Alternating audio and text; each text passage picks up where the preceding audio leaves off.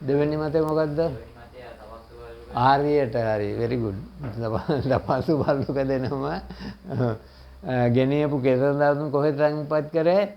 සිංගුත්තර කඳු මුදුනේ. තෙදගොන් කියලා පස්සේ අපි දන්නේ ඈ. සිංගුත්තර කඳු මුදුනේ දාගැබුව තැන්පත් කරයි කියලා ඒක කොහොමද එන්නේ මේ ජනප්‍රවාද වල තියෙන්නේ. හරි.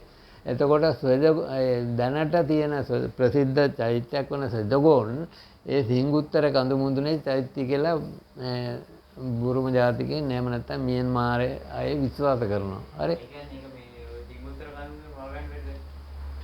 ඒ හරි වෙන්නේ නැති සිංගුත්තර කඳු මුදුන කියන්නේ. නිශ්චිතයිද කියලා එහෙම මේවා නැහැ. මේ ඉතිහාසයේ සඳහන් වෙන ඒවා තමයි මේ කියන්නේ. නිශ්චිතයි එහෙම තීරණයක් තාම නැහැ. එතකොට ඔන්න දෙවෙනි මතය. තුන්වෙනි මතය තියෙනවා දකුණු ඉන්දියාවේ නාගාර්ජුන කොණ්ඩේ තියෙනවලු ශිලා ලිපියක්. හරිද? දකුණු ඉන්දියාවේ හරිද පල්ලේ නාගාර්ජුන කොණ්ඩ. ඔව් කියන තියෙනවලු ශිලා ලේපන. ඒක අනුව මේ ඒකේ ලේඛක ශිලා ලේඛනයේ සඳහන් වෙනවලු තම්බපන්නී ප්‍රදේශයේ භික්ෂූන් වහන්සේලා වැඩම කරලා තමයි බුරුමේ බුදුදහම ව්‍යාප්ත වුණේ කියලා. එතකොට තම්බපන්නී කියන්නේ මොකද්ද? ලංකාව.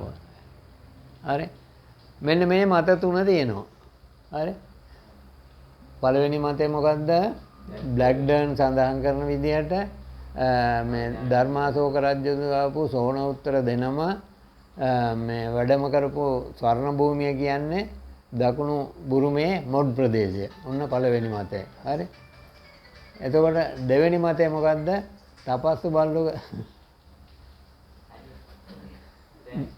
දෙවෙනි මතය තපස්සු බල්ලුක දෙනම කේස ධාතුන්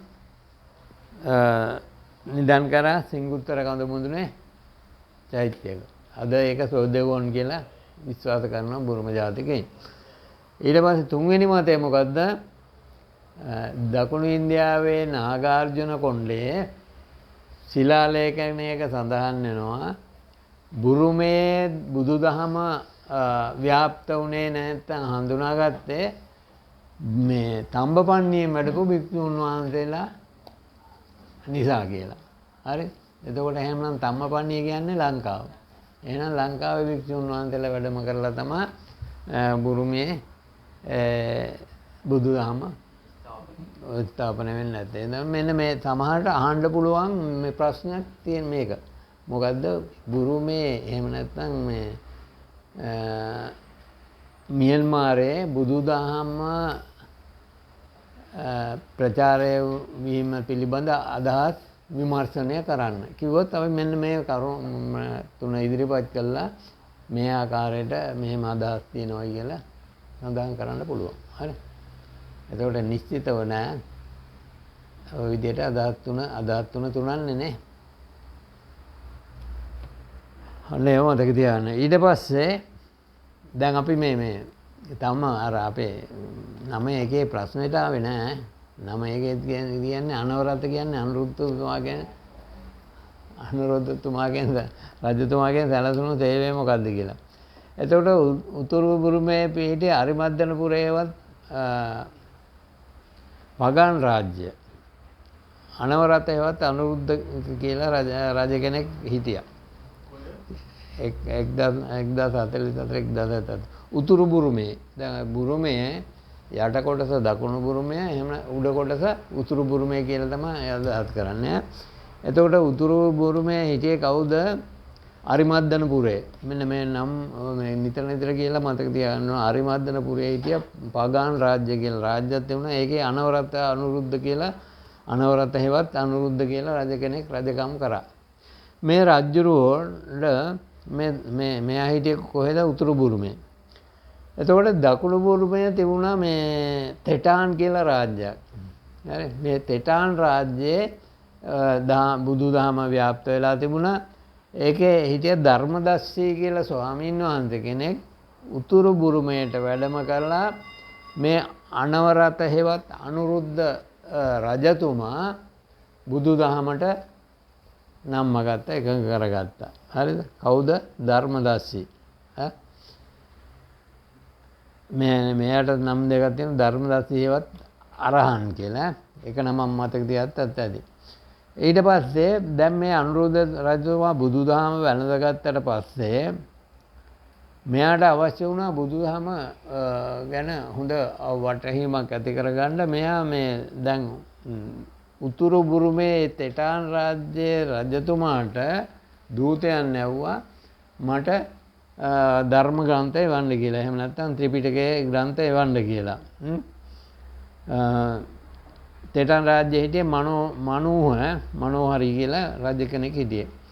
එතකොට මේ ඒ තෙටාන් රාජ්‍යයේ දකුණු බුරුමේ හිටපු තෙටාන් රාජ්‍යයේ මනෝහර රජතුමා එහෙම නැත්නම් මනෝහරි කැමති වුණේ උතුරු බුරුමයට ධර්ම පොත්පත් යවන්න. ඊට පස්සේ මොකද කරේ? අර මේ කවුද මේ අනුරුද්ධ අනවරත නේ උතුරු මේ දකුණු බුරුමේ හිටපු මේ උතුරු බුරුමේ හිටපු අනවරතේවත් අනුරුද්ධ කරේ දකුණු බුරුමය ආක්‍රමණය කරා. ආක්‍රමණය කරලා බෞද්ධ පොත්පත් ගෙනිච්චා. දැන් මෙයා තමයි මේ අනුරුද්ධ ගැන අපෙන් අහන්නේ. එතකොට මෙයා හිටියේ මේ උතුරු බුරුමේ. දකුණු බුරුමෙන් ඉල්ලුවා දුන්නේ නැහැ පොත්පත්. ඊට පස්සේ මෙයා ආක්‍රමණය කරා. ආක්‍රමණය කළා පොත්පත් ගෙනිච්චා. හරි. ධර්ම පොත්පත් ගෙනිච්චා. ඊට පස්සේ ධර්මයේ ඒ කාලේ නෑ ත්‍රිපිටක පොත්පත් ග්‍රන්ථ. ඊට පස්සේ ඒ ගෙනීමම ඒ ස්වාමීන් වහන්සේලා මේ සර්වඥ ධාතුන් වහන්සේලාත් වැඩම කෙරෙව්වලු දැන් මේ අනුරුද්ධ රජතුමාගේ රටට. ඒ කියන්නේ උතුරු බුරුමේ නේ. උතුරු බුරුමේට වැඩම කරා. වැඩම කරාම මේ අනවරත හේවත් අනුරුද්ධ රජතුමා හැබැයි මේ බුදුදහමට ලොකු සේවයක් කරා. දැන් අර ධර්මාශෝක රජුරු වගේ ලොකු සේවයක් කරා. රාජ්‍යාගම හරිද? රාජ්‍යාගම බුද්ධාගම විය යුතුයි කියලා මෙයා නීතියකුත් පැනෙවුවා. හරිද? රාජ්‍යාගම බවට පත් කරා. අපි වගේ එතකොට මෙන්න මේ කාලේ දැන් මෙහෙමත් අහනවා.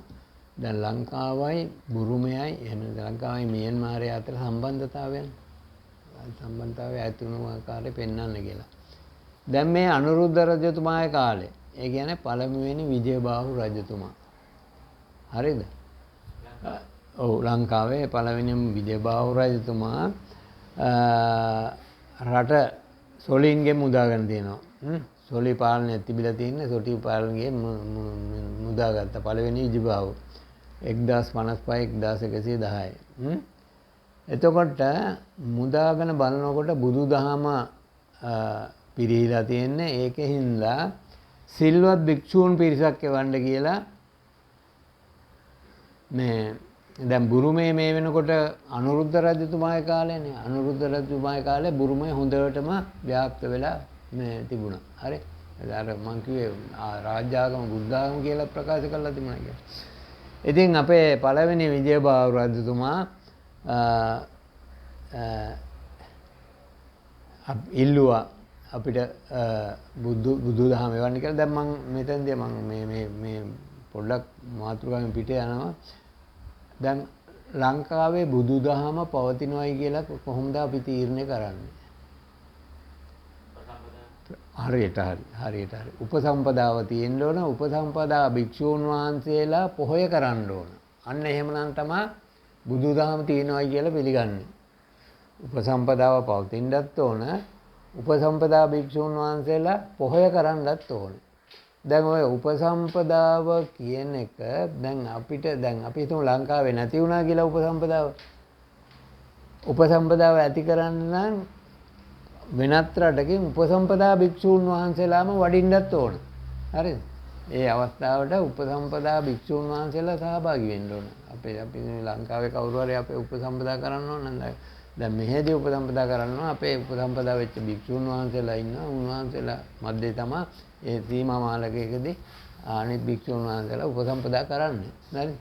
එතකොට දැන් ඔන්න මේ අපේ සොලීන්ගේ පාලන කාලයේ දැන් අපේ උපසම්පදාව නැතුව ගියා. නැතුව ගියාම ඔන්න මෙයා දැනගත්තා මේ මියන්මාරේ එහෙම නැත්නම් බුරුමේ බුදුදහම දිනු වෙලා තියෙනවා කියලා අන්න දූතයන් නැවුවා. කවුද පළවෙනි විජය බාහුරතුමා සිල්වත් භික්ෂූන් පිරිසක් එවන්න කියලා.